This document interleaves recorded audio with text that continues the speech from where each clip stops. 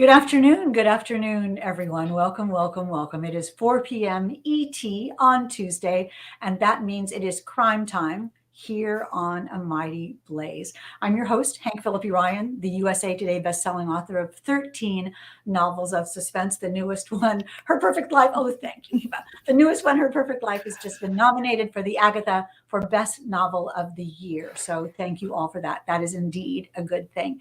Today, we have the absolute delight and joy of interviewing the marvelous Eva Jurczyk, whose book, The Department of Rare Books and Special Collections, is rare and special and a terrific debut. I absolutely love this book. Let me just quickly say, it is unique and it is riveting and it is hilarious and it is touching and absolutely unlike anything I've ever read. So I can't wait to talk with you, Eva, about it today. Happy debut novel day, Eva. Thank you. How's it been talking about this book and bringing it out into the world?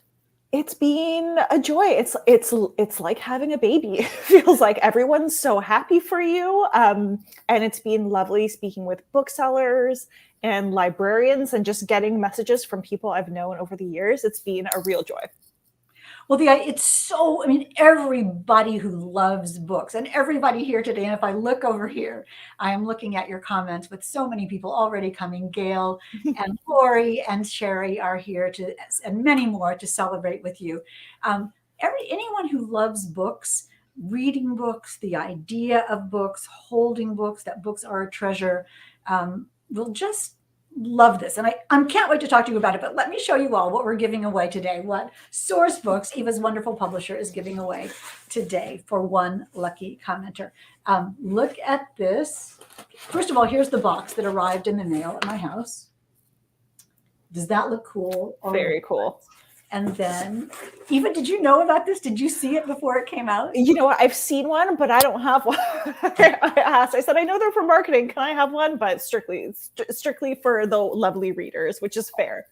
Well, we'll have to see if we can you must know someone at the publisher that can send this. Yeah, maybe. But I'm not giving you mine. I just want to say I love it so much. Let me show you. So inside, oops, I love this camera. So inside is a fabulous tote bag,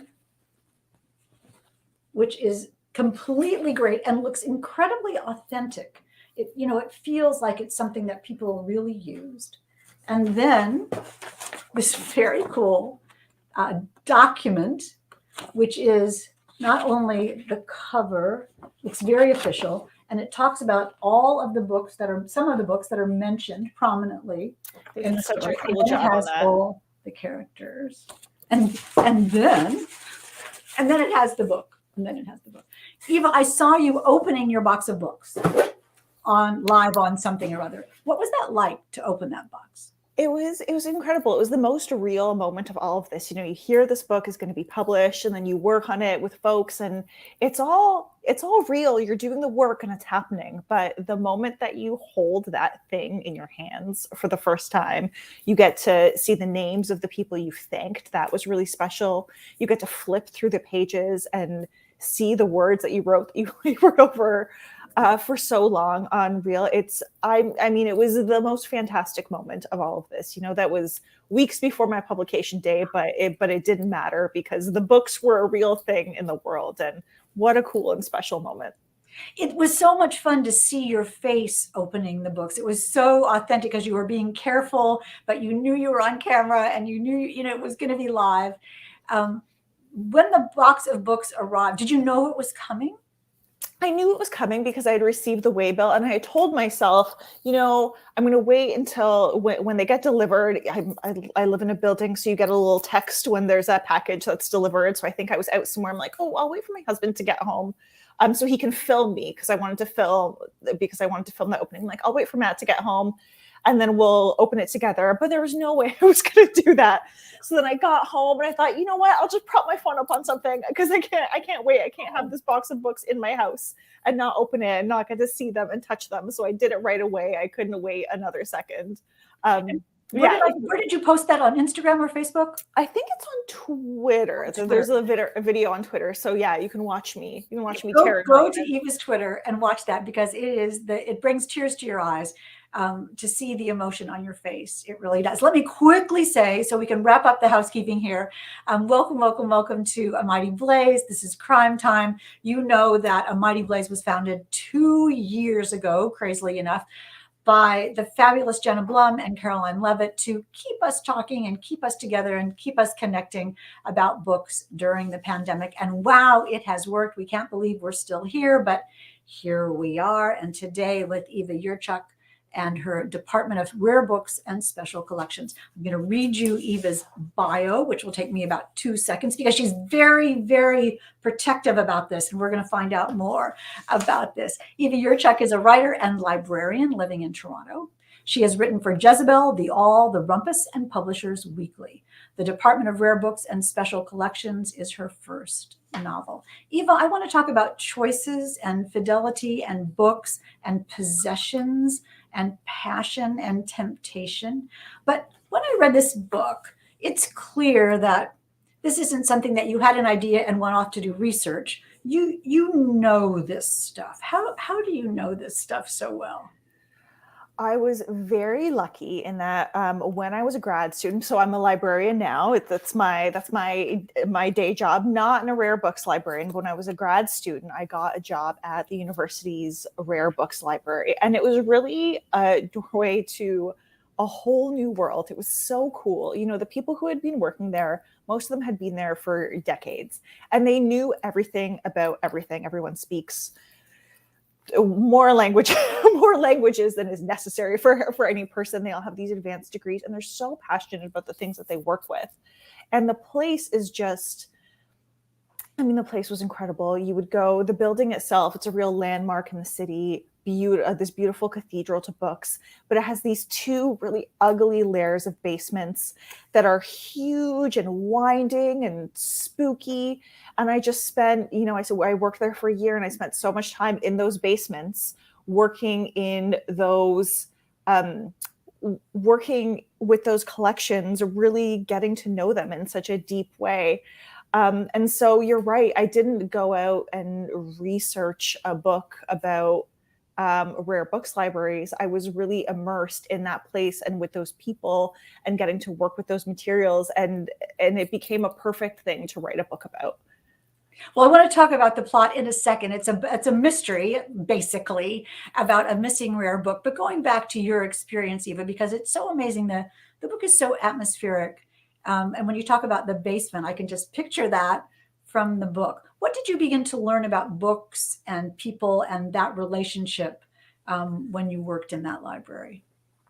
Well, I learned, both the people who work there and the people who collect them, is that it is a relationship. There's this sort of deep love for these materials, for the physical objects. Somebody who's a rare books librarian who's working with a text, I don't know that people realize this, but before they put it on a shelf, they have to look at and touch every single page in that book. So they have to go through one by one because they want to look and see, what are all the images in a book? Has it been defaced or vandalized? Have images been cut out?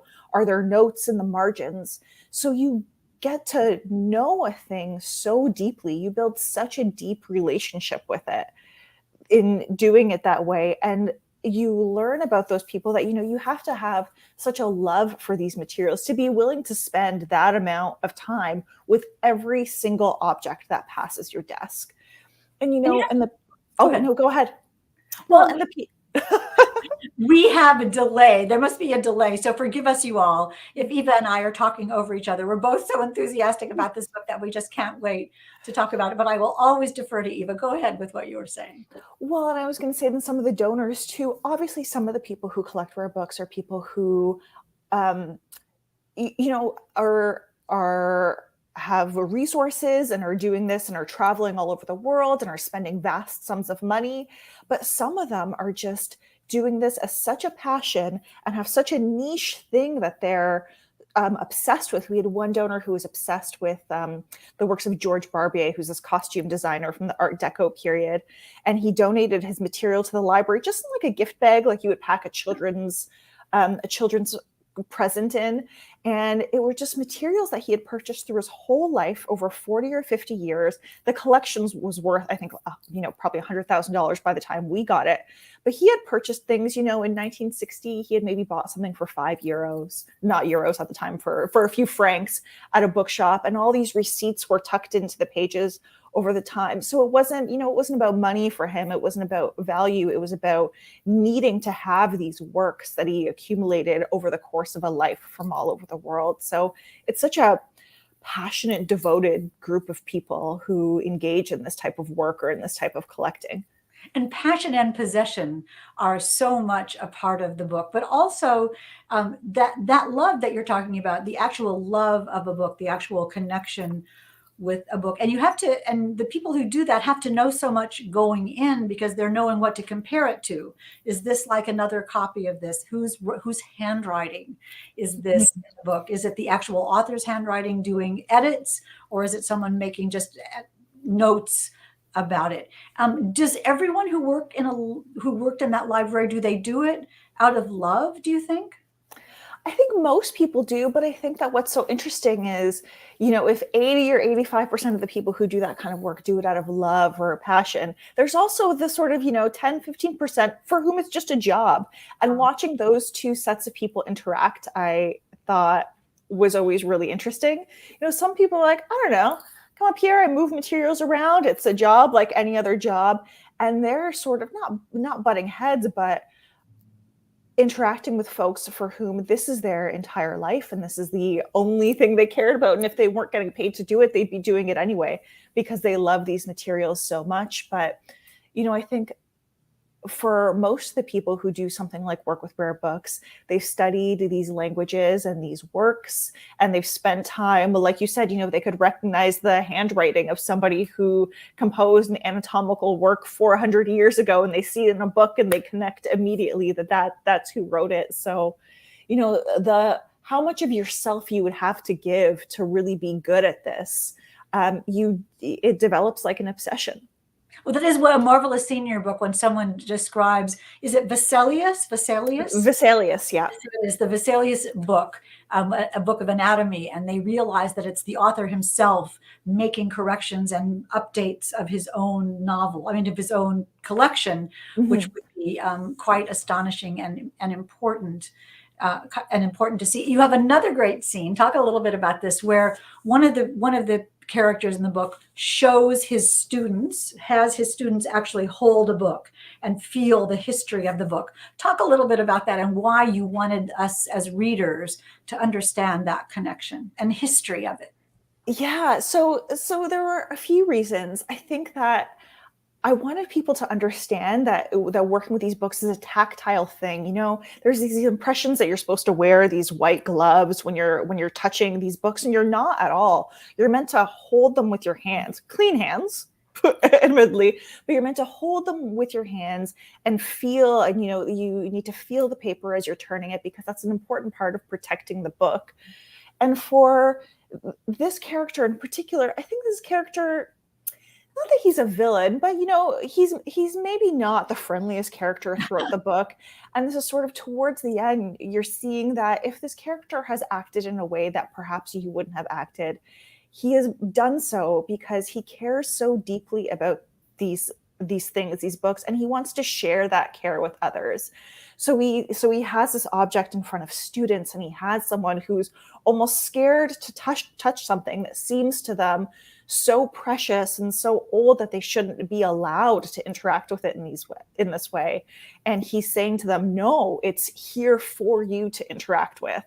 And, they're holding it in their hands. And then, he makes a little joke that I think there's maybe some rats have gnawed on it, and they sort of rear back, and it's a little bit of a moment of levity. But I think that's an important thing to know about these collections, is they're not meant to, be kept behind glass from people. They're meant for people. They're books, just like the books on the shelf behind you, just like, the book that we're talking about reading. They're meant to be admired, but they're also meant for us to draw knowledge from. And that's why these collections exist. And I think that's an important part of these books. So much so. We're talking about the Department of Rare Books and Special Collections by Eva Jurczyk, which is so marvelous. And because the books in Rare Books and Special Collections are part of history, I know, I live in Boston. And when I walk across the public garden or walk across Boston Common, I think about the other people whose footsteps were on this same ground and the people who saw essentially the same sky. And it really is such a connection. And that is, that's so brought forth so beautifully in this book, the connection of the books to history. Did the people you work with in the library you worked in, did they think they're in this book?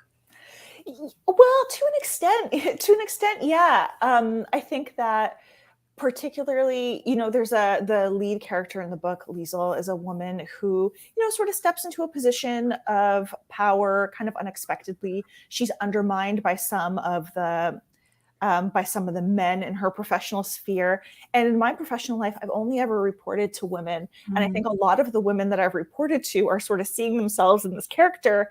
And you have to say, it's not one of you, it's all of you who I've sort of witnessed be in the situation of having your authority undermined when really you are the one who has decision-making power and the sort of smarts and talent to make these decisions. I read I think it was the writer Lauren Groff who said that she's held everyone who she's ever known by the ankles and sort of shaken out their sort of characteristics and secrets to repurpose in their work. So there are certain characteristics. Like I did actually work with a man who, long past the time that the rest of us had abandoned them, was still passionately attached to his Discman and would only listen to music in that way, and sort of lorded that over adherence to more conventional forms of technology. So that's true, but I'm pretty certain that none of the people that I ever worked with stole books, and I'm pretty certain that they weren't, conducting decades-long affairs with one another. So in that case, they're all much more moral beings than the people in my book, I think. Well, that you know of, right? That I know of. We're here to show you all the characters in the book. This book is so much fun to read and so easy to get instantly involved in. The main character is Liesel Weiss. And you can see that she doesn't have a face here, which I love, because she is all of us women who love books, and all of us who sometimes are trying to make our way in the world. She gets assigned to a position by surprise and chance and how the world works. And she's trying to grow into that position. And everyone else is either skeptical or downright hostile about that. Talk a little bit about Liesel and where she came from and who she is in this book. Yeah, so Liesel is a woman who's been sort of second in command at this library for quite some time. And the leader of the library was the sort of man of letters, who everyone held in such high esteem. But in a lot of ways, she's been doing his job for a long time, but just been doing it really quietly and behind the scenes. And when he suddenly takes ill, then she finally has to do the job officially, publicly, in front of people. And even though the mechanics of what she's doing aren't that different from what she was doing before, she's sort of immediately undermined.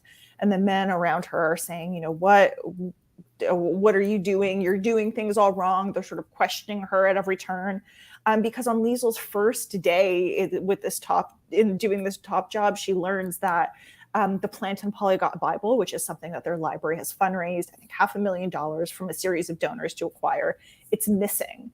And so, like so many women who are sort of stepping into a position of authority, it's not a mess she's created, but it's a mess she has to clean up.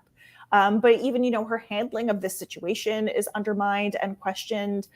So much of how she tries to navigate it is undermined and questioned. Then when one of the librarians in the library goes missing, her handling of that too is undermined. So she's trying to come into herself as a person of authority while she's being thrown into having to solve these mysteries, which isn't a situation I think she ever imagined herself in. This is a person who was pretty close to retiring or was thinking about that. She's at that stage in her life. And now there's all this sort of new responsibility, all these expectations upon her, and then also all this second guessing.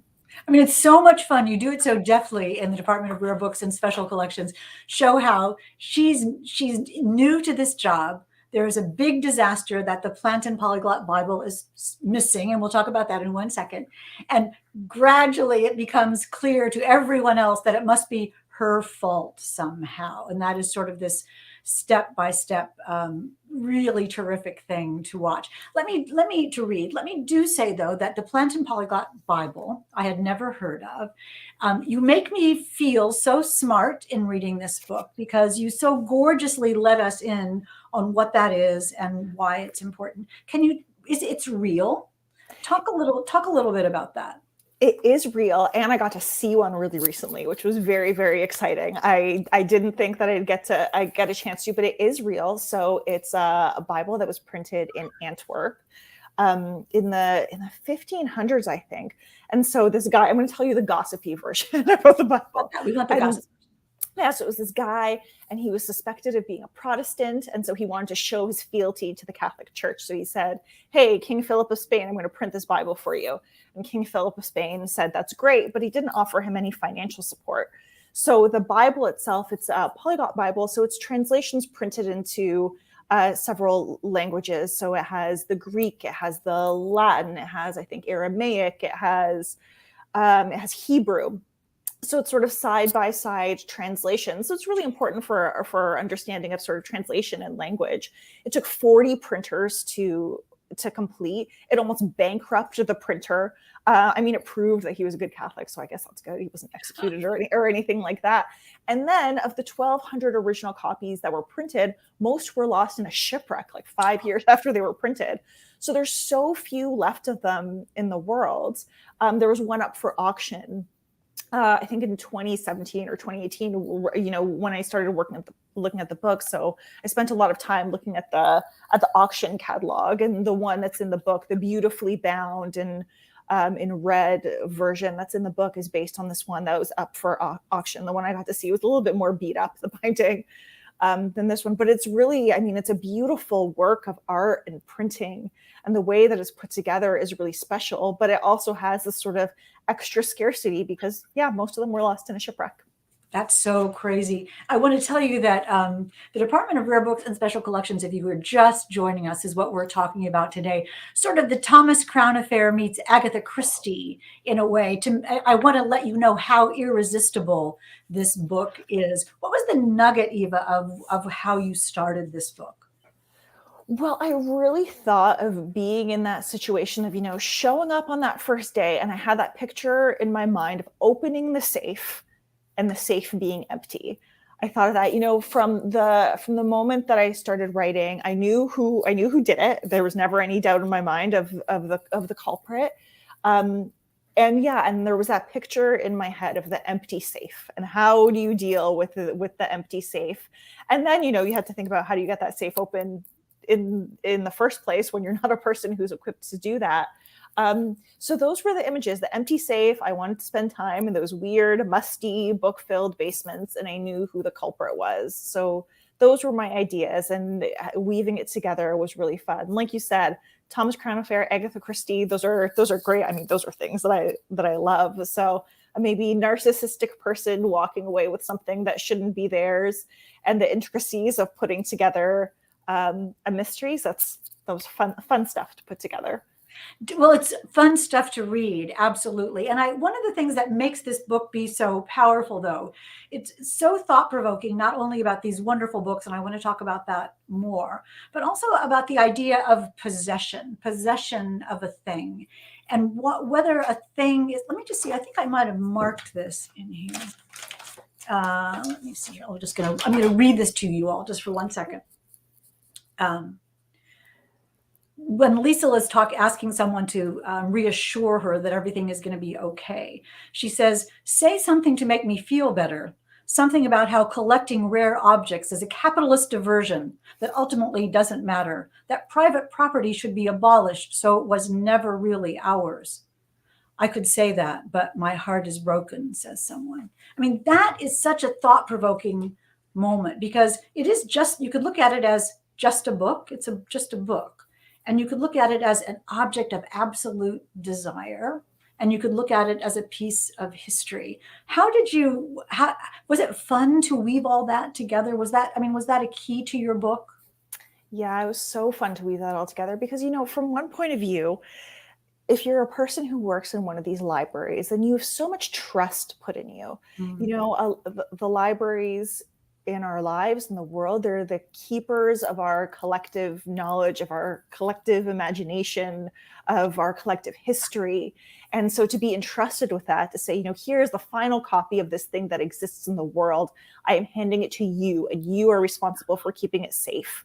There's so much responsibility there, and to learn that you may have failed in that responsibility would be devastating and heartbreaking.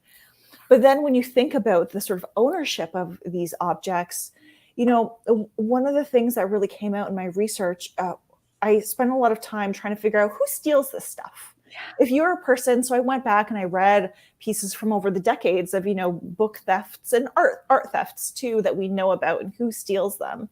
And it's always, no one's ever doing this for the money. You can't resell this stuff. That's not how it works.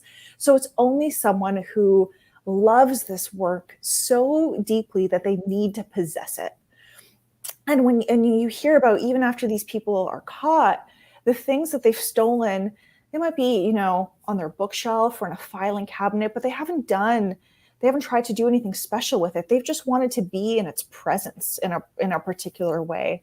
So I think that those two things are really at odds with each other. If your responsibility as a library on one hand is to keep this thing safe and to make it available for generations more of people, but you love, if you love these things deeply enough to be working with them, then you might also have the desire to want to take it and keep it for yourself, and think that, maybe you're the only one who deserves to be in the presence of this thing. So yeah, those two things, the who gets to possess these wonderful objects, they're kind of at loggerheads with each other.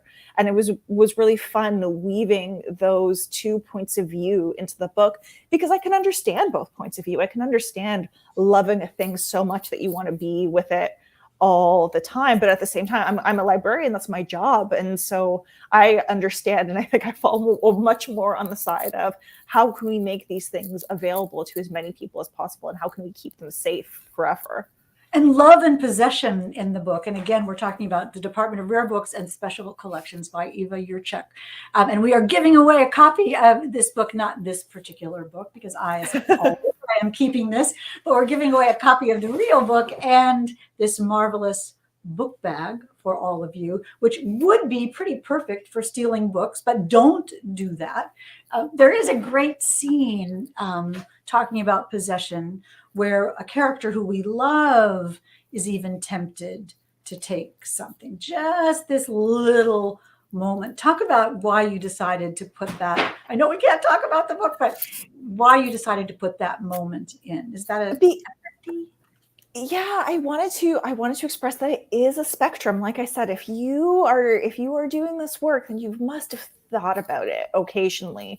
And this character, by the point in the book where she's thinking about, maybe I can slip that into my bag, she's learned now how possible it is, and she's sort of observed from the people around her that maybe it's not as hard as she would have thought to just walk away with something. And those two pieces of her are now fighting. She's spent most of the book at this point trying to protect these collections and trying to get something that's missing back into the collection. But she's now, maybe having some power and having spent some time trying to acquire the things for herself, she's now kind of feeling like she has ownership of them. And she feels a little bit tempted, thinking, oh, maybe I can walk away with this too. So I think it's tough probably for anyone in that position. People who work with art too, I bet are sort of tempted in the same way. They're keeping these things. They're keeping these things for the public to view, but maybe, just maybe, wouldn't it be nice to get to see a particular painting smile at you every day? So you can understand her temptation. You can understand the temptation of anyone who has that level of trust put in them, and we just have to hope that the figures in our lives don't give in to that temptation and walk away when they see those opportunities. Wanting something is such a powerful emotion. I see all the people we have so many commenters, and Nisa is saying, no stealing books. And that is one of the things that you take from this, is the awe and the respect anyone who reads this book, anyone who loves books, which should be everyone, reading it and loving them, will feel very protective about them, about what they are and what they mean and where they should be. But possession in your novel, and this mystery about the missing books, is also about people. I mean, the people in the book are rare and special, I have to say, as well. And I loved getting to know them, and their emotional lives are so embroidered in this book too. Talk a little bit about weaving Liesel and her colleagues and lovers and friends and family and extended family and whatever into this book, and why that was important. Well, I wanted to depict a whole person. So with Liesel in particular, we get to see Liesel's in a marriage. She's been in a very long marriage, and that marriage hasn't been without its ups and downs. And mistakes have been made in that marriage, and resentments have had time to grow in that marriage. But it's also, these two people who have decided that they are going to remain together. And I think what's important, continue to decide. Like, it's an active thing, staying in a marriage. You don't, it's not a decision you make once. Every time you hit a bump, you have to continue to decide that you want to be with this person. And that's what's happening with these people. But there are temptations and complications. And I think that when you have people who work together for a very long time, just like when you have people who are in sort of a romantic relationship for a long time, there are complications to that too. And those, even professional relationships, go through stages. So something might start as a friendship, and then it might blossom into something more romantic, but then maybe that ends, and then you build sort of resentment or hostility, but that can fade or grow over time. And all of those things color the way that you make your decisions and live your life. So while the book isn't about Liesel's marriage, nor is the book about any sort of, specifically about any sort of relationship that she has or maybe had or is considering with any of the other characters in the book, I think that those things were important to include because all of them impact how she acts when she's at this sort of crisis point. Who are the people that she goes to for advice, or who are the people that might make her second guess herself?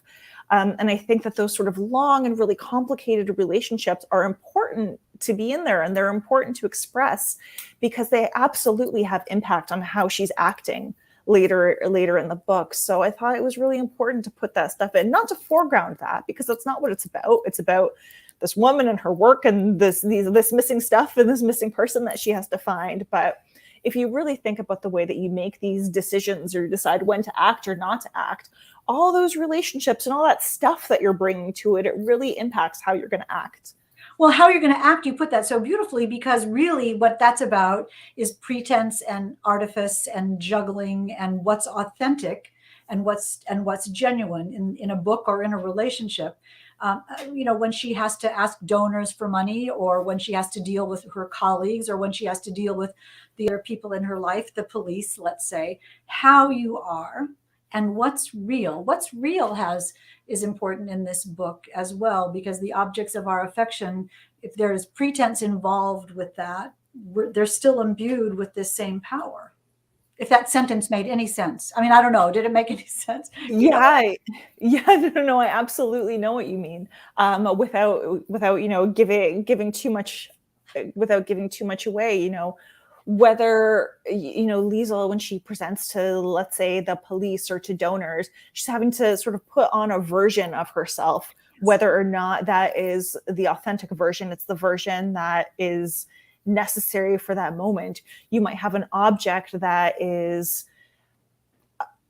being represented as something that it's not, but if it's represented well enough, then how much does that matter in the eye of the beholder? So yeah, what's real and what isn't, and who people are or aren't, that takes on a lot of importance in the book. As it does in sort of these interactions when we have, I think, particularly when you're thinking about sort of money in a big way, the real and the fake, and what's real and what isn't. I think those are always sort of blurry distinctions. Exactly. And what you were talking about earlier about why people would donate to a library, to put their name on something, to be able to hang around other people who are wealthy, to be able to say, I brought this fabulous book. I provided this fabulous book, and that's why my name is on this room. All that kind of juggling of relationships, when at the core of it is Liesl, who loves these books and wants them to be what they should be and where they should be, and offer it to people.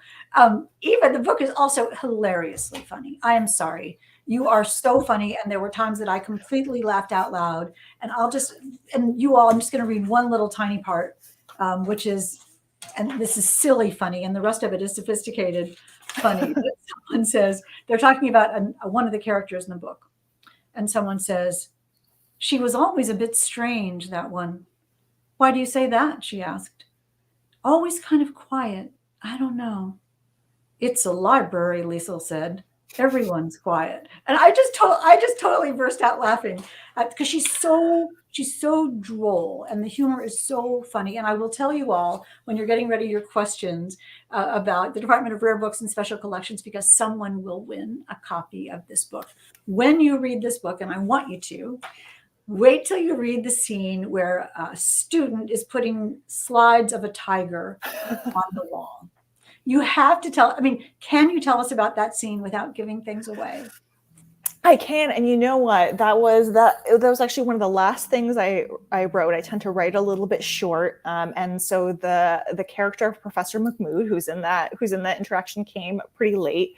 And actually, it was I think we can reveal the line. There's a student who's making a presentation, and there's the instructor of the student is sort of having a side conversation, and he sort of looks over and he's like, "Disregard what he said. This person's ashes weren't eaten by a tiger; they were sprinkled in the Tigris, in the river." And it's just like a funny thing, and that actually comes from I was sort of, Googling what this student could be talking about. And I looked over at it really quickly, and then I had to kind of double take and said, "What happened to those ashes?" "Oh, no, in the Tigris, not eaten by a tiger." So I put that in the book. And I think that those sort of moments of levity really help when you're dealing with when you're dealing with sort of heavier material, and I hope people appreciate them. I find that's how life is. Silly things, people say silly things, and silly things happen even when there's sort of crises happening around you.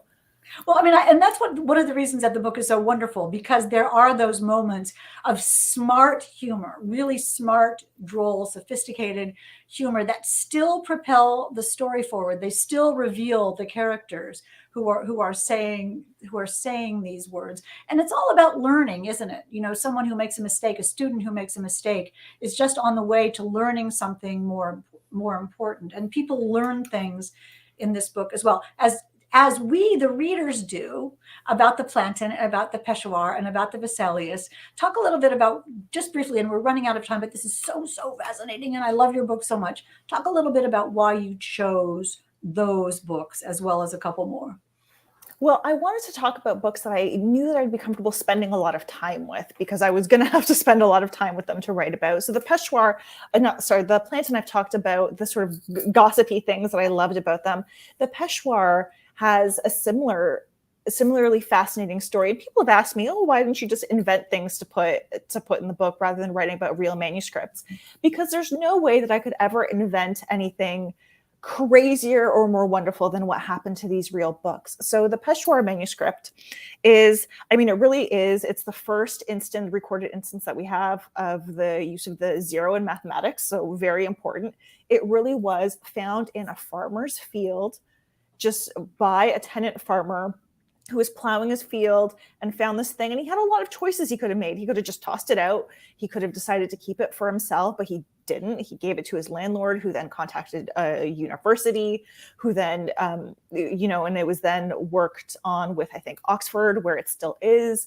There were other sort of crazy things that happened along the way. It actually was carbon dated in real life.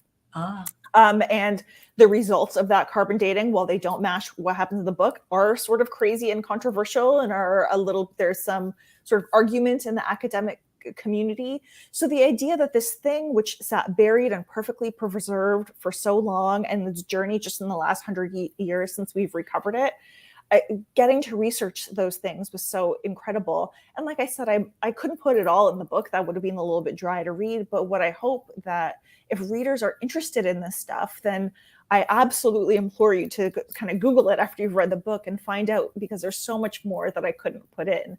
And for most of these things, there's pictures and things like that. They're in public collections. So you can really dive very, very, very deep should you be inclined to do so. Oh, well, I Googled like crazy. It was wonderful. And as I said earlier, you really opened some doors for me with this book, made me curious, made me Google, made me know things that I didn't know before and think about the world in a different way than I did before. I hope you all are realizing how absolutely fascinating and terrific this is. It's a mystery at its face, at a mystery about a missing book at a library and the librarian who is on the hunt to find it. But there's a lot of other things that go on in the book that we don't have time to give away. But I want to tell you, Eva, that at the end of this book, I was so touched. It is so sweet and so inspirational and so, if I say heartwarming, it's so thought-provoking and sweet. I keep saying sweet. How did you feel at the end, and how did you want your readers to feel? I didn't want things to be perfectly tied up. And so there was, I wanted our main character, Liesel, to be happy with where she was in her life and happy with where she had ended up. And I think that she did. And I want I want the readers, who I hope have come to really love Liesel as I did, to feel like she's made the right decisions, that she's gotten the acknowledgement that she deserves, but that she doesn't feel tied into doing anything that she doesn't want to, and that she's in the right place in her life. That's what I really wanted to leave with readers, while at the same time leaving them in a situation where they're looking around and saying, yeah, this is probably what would happen, and the institution's still doing what the institution's going to do. The people that we love are in a good place, and we're happy for them, even if the sort of machinations of academia are still trucking along. So I wanted to balance those things, but I wanted everyone to know that Liesel's going to be okay. I mean, you did. I hope you all are just running to get the Department of Rare Books and Special Collections. It is a very rare and special mystery about a missing book, and so much more. Casablanca Book says this book feels like a portrait. And that's interesting, because I wonder, a portrait of a library, a portrait of a person, a portrait of a time, or a portrait of an emotion.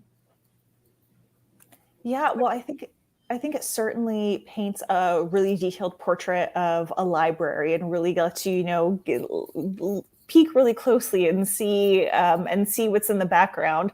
But it's a portrait of a person too. It's a portrait of Liesel, and it really shows you not just where that character is in time, but what history has informed her and what's brought her to that place. So I hope that it's a portrait of both those things. I so agree. We get to know the library and its people, and we get to know Liesel so gorgeously, and we get to learn a lot of new things and read an absolutely terrific and unique and original mystery, which I keep saying I adore, but I really, really do. Thank you so much, Hank. Oh, my pleasure. If you have questions, I know you all have questions. When I look over here, I'm seeing the comments and the questions, and so many people are here. Marisa is saying, how vital was the influence and role of your editor in shaping your book? So keen to read it, says Marissa. Of course you are. Talk a little bit about the role of your editor. Yeah, my editor, Anna, was hugely influential, especially this is my first book. It's my first book. In a lot of sense, I've read a lot of mystery. I love mystery novels, but I don't necessarily know what I'm doing.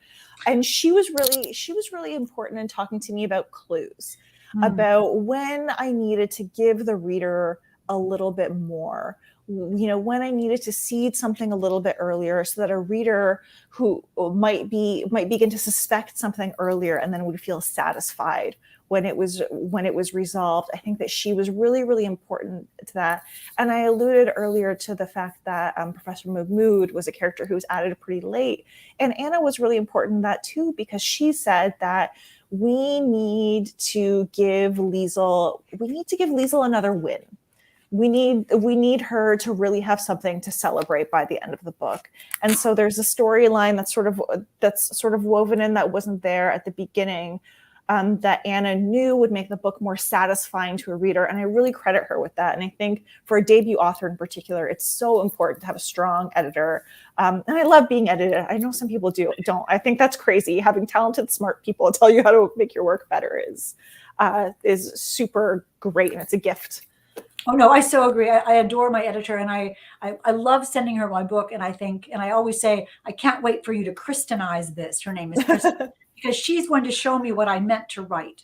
And that is such a joy. And, thinking about the clues, I know exactly where they are in the book now because of having finished reading it, but I didn't recognize them all at the time. But in the end, I thought, oh, that's what that was. And that is the perfect way of handling it, because like any wonderful traditional mystery, it is fair. It is 100% fair all the way through. There's no pulling the rug out from under the reader at the end.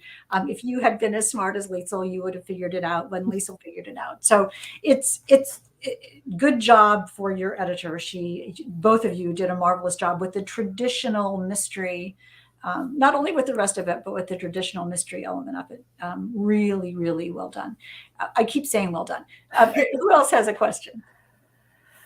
Oh, Darlene is saying, do you own any rare books? So I have a very small collection of Alice in Wonderlands that I've collected.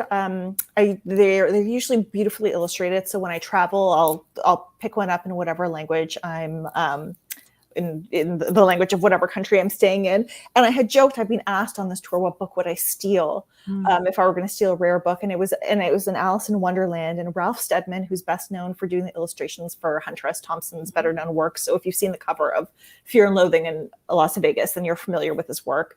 He did an illustrated version of Alice in Wonderland, which was very beautiful, that I had a reprint of, a latter reprint of. And I had joked that I would steal a first edition if I could ever steal a book. But I was gifted a first edition for my publication day. I wish I had it on hand so I could show you. Again, please Google Ralph Steadman, Alice in Wonderland, because really mind-bendingly beautiful illustrations, and is now my